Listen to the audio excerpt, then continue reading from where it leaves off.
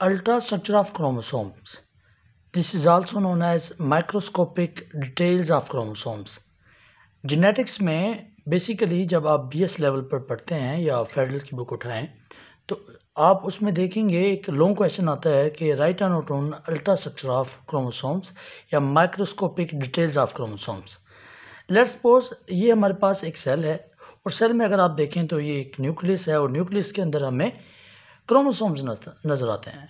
हमने क्रोमोसोम की कंपोजिशन के बारे में पढ़ा था कि क्रोमोसोम के अंदर बेसिकली हमें न्यूक्लियस नज़र आता है और साथ में डीएनए नज़र आता है। सो न्यूक्लियस जो है वो कम्बिनेशन है किसका, प्रोटीन का प्लस डीएनए का, ठीक है, या न्यूक्लिक एसिड का। अगर हम इसमें देखें तो हमने डिफरेंट पार्ट पर बात की थी क्रोमोसोम के। एक क्रोमोसोम्स की जो टेल्स हैं उनको हम नाम देते थे टीलोमर, और ये जो आपको सेकंड में कंस्ट्रिक्टेड पार्ट नज़र आ रहा है this is known as primary constriction. और इस क्रोमोसोम को अगर हम अन करें या अनविंड करें, खोलें, तो ये हमें स्ट्रिंग नज़र आती है, एक स्ट्रिंग सी नज़र आती है किसकी, न्यूक्लियोसोम की स्ट्रिंग नज़र आती है, न्यूक्लियोसोम्स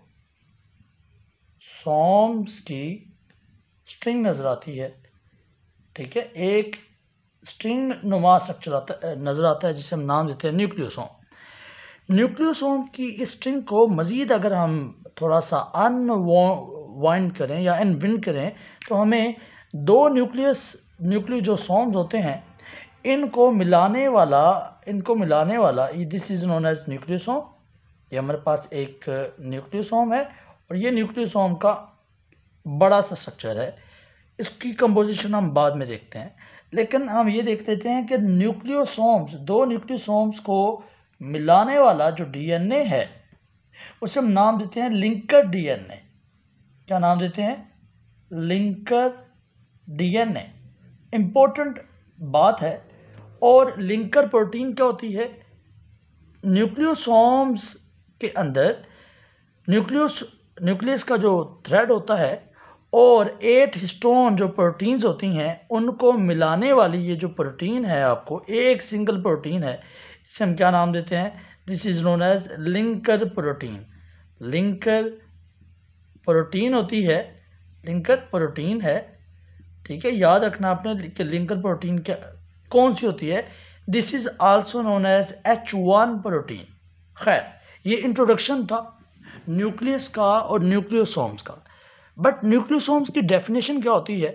न्यूक्लियोसोम की जो डेफिनेशन है अगर आप उसको देखें तो इसमें हमें नज़र क्या आता है? दो चीज़ें नज़र आती हैं। ये जो स्ट्रक्चर है इसमें आपको दो चीज़ें नज़र आएंगी। एक, न्यूक्लियोसोम को थोड़ा सा डिस्कस करते हैं कि बेसिकली न्यूक्लियोसोम हमारे पास है क्या, ठीक है। न्यूक्लियोसोम, जैसे मैंने आपको पहले बताया कि न्यूक्लियोसोम किन दो चीज़ों से मिलकर बने होते हैं? एक है प्रोटीन, ठीक है, हिस्टोन प्रोटीन। दो पॉइंट होंगे इसके, एक हिस्टोन प्रोटीन, ठीक है, हिस्टोन प्रोटीन्स,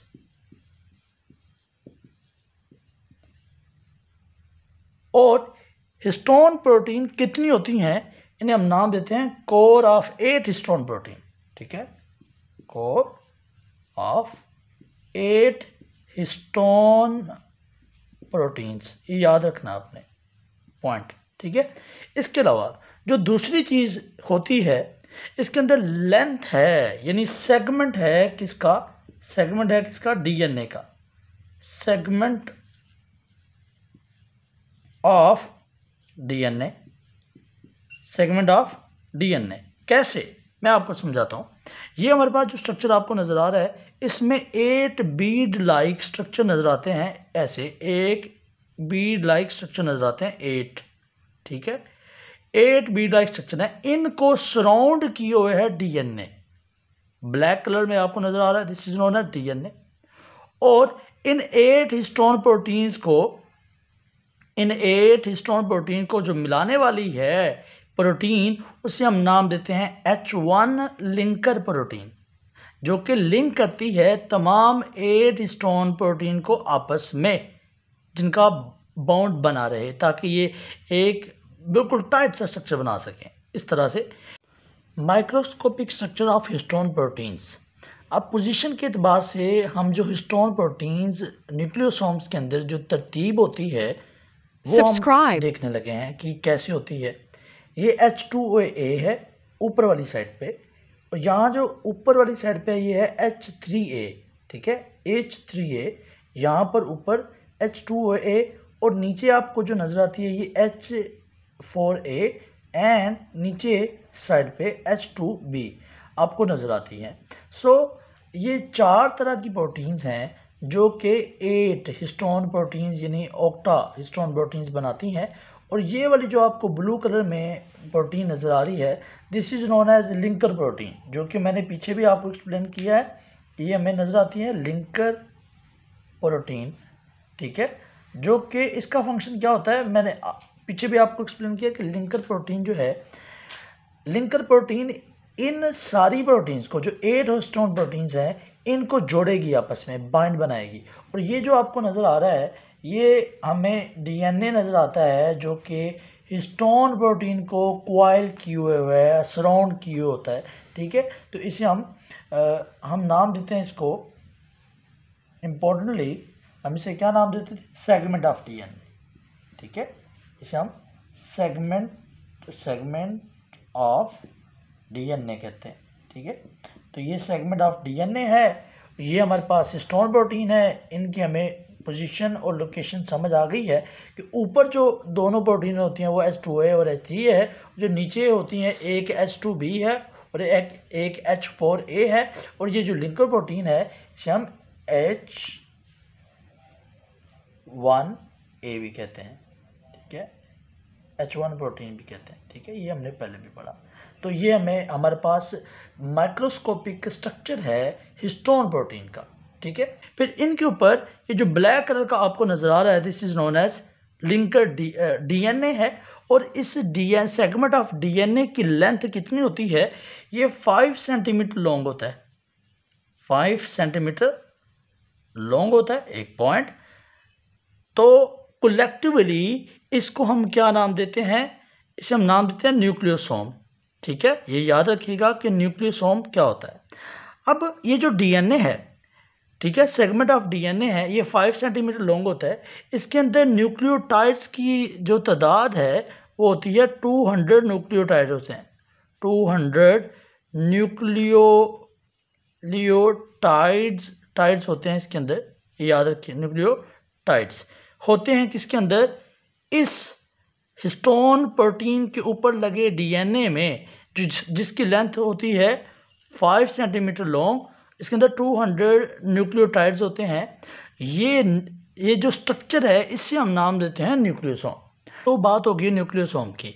इसके बाद हम बात करेंगे कि जब क्रोमोसोम्स का बेसिकली डायमीटर क्या होता है।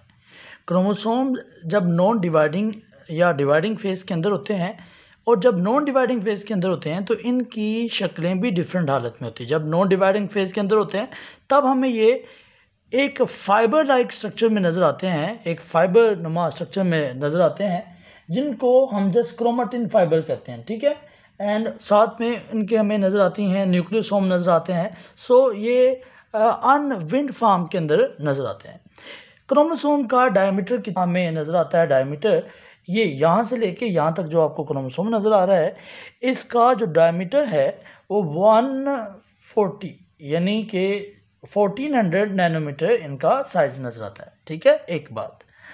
दूसरी बात, जब हम किसी क्रोमोसोम को अनविंड देखते हैं तो फिर इसका डायमीटर कितना नज़र आता है, ये 700 नैनोमीटर, 700 नैनोमीटर। जैसे जैसे हम क्रोमोसोम को अनवाइंड करते जाएंगे वैसे वैसे क्रोमोसोम जिस फाइबर से मिलके बना है, जिस स्ट्रक्चर से मिलके बना है, जिसे हम क्रोमेटिन फाइबर कहते हैं, उसका साइज भी छोटा होता जाएगा। उसके बाद अगर हम इससे नीचे एक फाइबर को देखें जो कि क्रोमोसोम्स जिसे हम क्रोमेटिन फाइबर कहते हैं, उसके बाद उसका कितना स्ट्रक्चर नज़र आएगा, इसे हम नाम देंगे। देखें, पहले हमने 14 नैनोमीटर कहा, फिर हमने क्या कहा, ये 700 नैनोमीटर। इसके बाद ये वाली स्ट्रिंग जो है इसका आपको कितना नज़र आता है, यहाँ से लेके यहाँ तक का कितना नज़र आता है, 700, ये बात होगी 700। फिर हमें नज़र आएगा 300 नैनोमीटर, कितना नजर आएगा? 300 नैनोमीटर। एंड देन 300 नैनोमीटर के बाद इससे आगे ये जो आपको एक लिंक या जिसे हम न्यूक्लियोसोम कहते थे, इसका हमें कितना डायमीटर नजर आता? 30 नैनोमीटर। क्या नाम देंगे? 30 नैनोमीटर। एंड देन 30 नैनोमीटर के बाद हमारे पास लास्ट वाला जो पोर्शन बचता है, इसे हम नाम देते हैं डबल हेलिक्स ऑफ डीएनए। ठीक है, क्या नाम देते हैं? Double helix of DNA. तो इसका हमें कितना डायमीटर नजर आता है? तो आपने याद रखना है, इसे हम 2 नैनोमीटर कहते हैं। 2 नैनोमीटर डायमीटर नजर आता है किसका? डबल हेलिक्स ऑफ डीएनए का नजर आता है। ये बात आपने याद रखनी है। मैं दोबारा से रिपीट करता हूँ अपनी बातें कि जब हम किसी क्रोमोसोम को डिवाइडिंग फेज के अंदर देखते हैं, G1 या G2 फेज के अंदर, तब हमें 1400 नैनोमीटर का डायमीटर नजर आता है। ठीक है, यहाँ से लेके यहाँ तक या यहाँ से लेके यहाँ तक होगा वो 1400 नैनोमीटर डायमीटर होगा। उसके बाद ये जो न्यूक्लियोसोम स्ट्रिंग है, इसका कितना होता है? 700 नैनोमीटर। एंड देन जो न्यूक्लियोसोम की जो स्ट्रिंग है उसका ओवरऑल 300 नैनोमीटर और एक न्यूक्लियोसोम का 30 नैनोमीटर। एंड देन जो एट द एंड हमारे पास डबल हेलिक्स स्ट्रक्चर नजर आता है, इसका डायमीटर 2 नैनोमीटर नजर आता है। ठीक है, तो ये बात याद रखनी है आपने, क्योंकि हमने इसी टॉपिक के अंदर से बहुत सारे एमसीक्यूज बनने हैं या बनते हैं, क्वेश्चनिंग आती। क्रोमोसोम के जो अल्ट्रा स्ट्रक्चर है उसको हम 5 पार्ट्स में तकसीम करते हैं। सबसे पहले आ जाता है क्रोमोसोम। क्रोमोसोम को अनकॉइल करें तो हमारे पास आती है क्रोमोसोम स्ट्रिंग, जैसे मैंने यहाँ पे लिखा है कि क्रोमोसोम स्ट्रिंग या न्यूक्लियोसोम, इसे हम स्ट्रिंग कहते हैं। फिर उसके बाद ये जो आपको स्ट्रिंग के बाद नज़र आता है, this is known as chromatin fibre. Chromatin fibre के अंदर हमें सुपर कॉइल्ड जो स्ट्रक्चर नज़र आता है वो आता है सुपर कॉइल्ड। एंड देन उसके बाद 5 क्रोमेटिड, यानी 5वें नंबर पे क्रोमेटिड्स नज़र आते हैं कि क्रोमेटिड्स क्या होते हैं, क्रोमोसोम क्या होते हैं, एटसेट्रा। हम सबसे पहले बात करेंगे क्रोमोसोम की कि क्रोमोसोम्स है क्या और क्रोमोसोम के अंदर कौन कौन सी चीज़ें मौजूद होती हैं। सबसे पहले हम इसको देखेंगे, देन 1 बाय 1 हम सारे पार्ट्स को एक्सप्लेन करें। एक क्रोमोसोम जो है वो 2 क्रोमेटिड पर मुश्तमिल होता है। जैसे कि हम नाम से ज़ाहिर है हम देख सकते हैं कि एक जो क्रोमोसोम है ये 2 पार्ट पे, यानी क्रोमेटिड से मिलके बना है, क्रोमेटिड से मिलके बना है एक क्रोमोसोम। क्रोमोसोम के दरमियान में सबसे जो कंस्ट्रक्टेड पार्ट है उसे हम नाम देते हैं सेंट्रोमियर। एंड सेंट्रोमियर को हम प्राइमरी कंस्ट्रक्शन भी कहते हैं। और जो टेल्स होती हैं क्रोमोसोम की, जैसे मैंने आपको यहाँ पर बताया था, this is known as telomere. और ये टीलोमेयर क्या होती हैं? These are the specialised segment जो कि किसी भी क्रोमोसोम्स को दूसरे क्रोमोसोम के साथ अटैच होने से बचाते हैं और किसी भी तरह की बॉन्डिंग होने से बचाते हैं कि एक क्रोमोसोम किसी दूसरे क्रोमोसोम के साथ बॉन्ड ना बना ले। पहली बात, इसकी कंपोजिशन क्या होती है? 40% इसके अंदर हमें डीएनए नज़र आता है, 40% डीएनए, एंड 60% जो हमें नज़र आती हैं वो है प्रोटीन्स, और स्मॉल अमाउंट में आरएनए भी हमें इसके अंदर नज़र आता है। ठीक है, क्रोमोसोम की ये कंपोजिशन होगी। इसके बाद देखते हैं कि एवरेज जो क्रोमोसोम है उसके अंदर 140 मिलियन, मैंने आपको बताया था 140 मिलियन, यानी 140 मिलियन न्यूक्लियोटाइड्स होते हैं किसके अंदर? एक क्रोमोसोम के अंदर। तो आपने ये याद रखना है कि 140 मिलियन न्यूक्लियोटाइड्स मौजूद होते हैं किसके अंदर? एक क्रोमोसोम के अंदर। ठीक है, यहाँ तक एक बात। नेक्स्ट वाला पॉइंट देखें कि जब क्रोमोसोम हमें बेसिकली क्या नजर आते हैं, ये इम्पोर्टेंट बात है कि इसके अंदर इतना ज़्यादा इंफॉर्मेशन होती है कि इंफॉर्मेशन किसके अंदर स्टोर होती है? हम जानते हैं कि डीएनए के अंदर, एंड डीएनए के अंदर मौजूद जो जीन्स होती हैं उसके अंदर इंफॉर्मेशन मौजूद होती है। ठीक है, एक और बात, नेक्स्ट वाली बात जो है वो इसके अंदर देखें, ये 5 सेंटीमीटर लॉन्ग होता है, 5 सेंटीमीटर लॉन्ग है। कौन? एक एवरेज साइज जो हमारे पास क्रोमोसोम है ह्यूमन का, एवरेज साइज जो है वो हमें 5 सेंटीमीटर लॉन्ग नज़र आता है। ठीक है, आपने इतना याद रखना है, 5 सेंटीमीटर लॉन्ग होता है। देन देखिए क्रोमोसोम के बाद जो हमारे पास स्ट्रक्चर आता है, this is known as nucleosome string. ये न्यूक्लियोसोम स्ट्रिंग का हमने पहले बताया कि इसका जो डायमीटर है 300 नैनोमीटर होता है। ये जो न्यूक्लियोसोम की जो स्ट्रिंग है, just after the completion of DNA replication, each DNA molecule of enormous length began to coil around a histone core. Approximately 200 nucleotides of the duplex DNA warp twice and core of 8 histone protein forming a complex known as nucleosome. One histone molecule is associated with a small segment of DNA. This is known as linker DNA, जो मैंने आपको पहले बताया कि एक nucleosome को दूसरे nucleosome से मिलाने वाली जो डीएनए है उसे हम नाम देते हैं लिंकर डीएनए, और हिस्टोन प्रोटीन्स को मिलाने वाली जो प्रोटीन होती है उसे हम क्या नाम देते हैं, लिंकर प्रोटीन। ठीक है, इसका जो डायामीटर होता है ये हमने देखा कि अगर हम सिर्फ इसका डायामीटर देख लें जो कि हिस्टोन प्रोटीन के ऊपर डीएनए फाइबर की फॉर्म में है, तो इसका डायमीटर हमें नजर आता है 2 नैनोमीटर थिक नजर आता है, ये वाला। ठीक है, आपने ये बात याद रखनी है, ये वाला पोर्शन जो है ये 2 नैनोमीटर थिक नजर आता है। ठीक है, सिर्फ डीएनए की बात हो रही है जो कि स्टोन प्रोटीन के ऊपर मौजूद है। लेकिन जो ओवरऑल है, ये जो बीड नुमा एक दाने, तस्बीह के दाने की तरह से ये जो हमें एक बीड लाइक स्ट्रक्चर नजर आता है, ये अपीयरेंस इसकी है, इसको हम नाम देते हैं न्यूक्लियोसोम। और ये यहाँ से लेके यहाँ तक का जो आपको पोर्शन नजर आ रहा है, this is known as nucleosome string. तो एक न्यूक्लियोसोम को दूसरे न्यूक्लियोसोम से जोड़ने वाला जो डीएनए है, this is known as linker DNA. अब नेक्स्ट वाला जो पोर्शन है वो हम बात करेंगे क्रोमेटिन फाइबर की। ठीक है, तो क्रोमेटिन फाइबर को जानने के लिए हम ज़रा थोड़ा सा मज़ीद इसको खोलते हैं, इसको ये जो न्यूक्लियोसोम का स्ट्रक्चर है। क्रोमेटिन फाइबर का जो हमें डायमीटर नज़र आता है वो 30 नैनोमीटर नज़र आता है। लेकिन क्रोमेटिन फाइबर जो है ये नज़र कब आता है, G1 और G2 फेज़ के दरमियान, जब सेल डिफ्रेंशिएट होना स्टार्ट होता है या सेल जो है वो अपनी सेल डिवीजन स्टार्ट करता है। क्रोमेटिन फाइबर जो आपको नज़र आ रहा है ये क्रोमेटिन फाइबर है, और ये आपको न्यूक्लियोसोम्स नज़र आते हैं। So chromatin fibre packed of nucleosome के अंदर होता है जब इस तरह की कंडीशन आ रही होती है। उसके बाद इसका जो हमें डायमीटर नज़र आता है वो 30 नैनोमीटर नज़र आता है। अब ये जो क्रोमेटिन फाइबर है ये इसकी 2 टाइप्स हैं, ये 2 तरह की कंडीशन में नज़र आता है। एक है हेट्रोक्रोमेटिन, दूसरा कौन सा, यूक्रोमेटिन। जो हेट्रोक्रोमेटिन है ये हाईली कंडेंस पार्ट होता है किसका, क्रोमेटिन फाइबर का, और ये अनएक्सप्रेस पार्ट होता है, यानी ये अपनी किसी भी तरह की एक्सप्रेशन शो नहीं करता हेट्रोक्रोमेटिन में।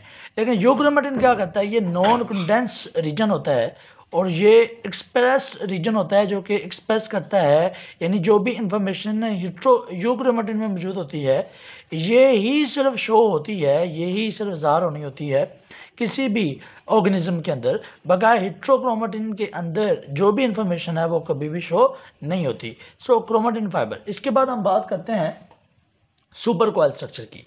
यही जो स्ट्रक्चर है क्रोमेटिन फाइबर, ये आगे जाके क्या करता है, सुपर कॉइल में कन्वर्ट हो जाता है, किसके अंदर, सुपर कॉइल के अंदर। अब ये सुपर कॉइल क्या है, सुपर कॉइल में अगर मैं आपको बताऊं सुपर कॉइल स्ट्रक्चर क्या बनता है, ये इस तरह से आपस में अपने ही इर्द गिर्द इस तरह से एक कंडेंस्ड सुपर कॉइल बनाना शुरू कर देता है, जिसे हम क्या नाम देते हैं, सुपर कॉइल। अब ये सुपर कॉइल किस तरह से नज़र आती है, इसकी क्या पहचान होती है। सुपर कॉइल ये हमें तब नज़र आएगी when cell division began the higher order of coiling, यानी सेल डिवीजन में ये जो हमें क्रोमेटिन फाइबर है ये इस तरह से हाई डिवीजन यानी हाईली कंडेंस होना शुरू हो जाता है। ठीक है, and give the super coil, और इसका जो हमें नैनोमीटर डायमीटर नज़र आता है वो 300 नैनोमीटर नज़र आता है। आपने याद रखना है कि ये 300 नैनोमीटर डायमीटर नज़र आता है किसका, सुपर कॉइल का। पहले क्रोमेटिन फाइबर के बाद सुपर कॉइल, और ये सुपर कॉइल क्या है, कब नजर आती है, जब हाईली मजीद से मजीद कंडेंस होना शुरू हो जाएगा कौन, क्रोमेटिन फाइबर। अब क्रोमेटिन फाइबर के बाद ये जो सुपर कॉइल स्ट्रक्चर है ये आगे जाके मजीद कंडेंस होगा और स्ट्रक्चर बना देगा जिसे हम नाम देते हैं क्रोमेटिन या क्रोमेटिड कहते हैं, ठीक है। अब क्या बनेगा, क्रोमेटिड, ठीक है, very important point, chromatid, chromatid, पहले ये क्रोमेटिन फाइबर के बाद ये सुपर कॉइल स्ट्रक्चर बना, और सुपर कॉइल स्ट्रक्चर के बाद ये एक क्रोमेटिड बना देगा। हम क्रोमेटिड को अगर देखें तो क्रोमेटिड में हमें यूं नहीं नजर आता, एक क्रोमेटिड हमें यूं नजर आता है कि जब, ठीक है, और ये सेंटर में जो है, सेंटर में क्या हो रहा होता है, कंडेंस पार्ट होता है इस तरह से, एक क्रोमेटिड ये और एक क्रोमेटिड इस तरह से, ठीक है, इस तरह से। एंड देन ये जो दोनों क्रोमेटिड हैं आपस में जब मिलते हैं, आपस में जब मिलेंगे तो फिर क्या बना देंगे, एक क्रोमोसोम बना देंगे, जो कि हम अल्ट्रा स्ट्रक्चर ऑफ क्रोमोसोम में पढ़ना चाहते थे, देखना चाहते थे कि क्रोमोसोम बेसिकली बना किस शय से होता है, ठीक है। तो ये आपने बात याद रखनी है कि क्रोमोसोम्स किस तरह से कौन कौन सी डिवीजन के अंदर से होता हुआ किस तरह से कॉइल होता है, अनकॉइल होता है, और इसके जो डायमीटर है कितने नैनोमीटर के हिसाब से इसका फाइबर चेंज होता है। लेकिन जैसे ही क्रोमोसोम इस फॉर्म के अंदर आता है तो एक क्रोमेटिड का जो हमें डायमीटर नजर आता है वो 700 नैनोमीटर नजर आता है, इसका भी 700 नैनोमीटर डाय नजर आएगा। लेकिन जब ये दोनों आपस में मिलेंगे तो ये हमें कलेक्टिवली 1400 डायमीटर नजर आएगा, 1400 नैनोमीटर डायमीटर नजर आएगा। सो यहाँ तक का जो टॉपिक था वो हमारा वो था अल्ट्रा स्ट्रक्चर ऑफ डीएनए। अगर आपको इस बारे में कोई भी क्वेश्चन आपके माइंड में आ रहा है तो आप कमेंट सेक्शन में पूछ सकते हैं। इस चैनल को लाइक कर दीजिए, सब्सक्राइब कीजिए और अपने दोस्तों के साथ शेयर कर दीजिए। Thank you.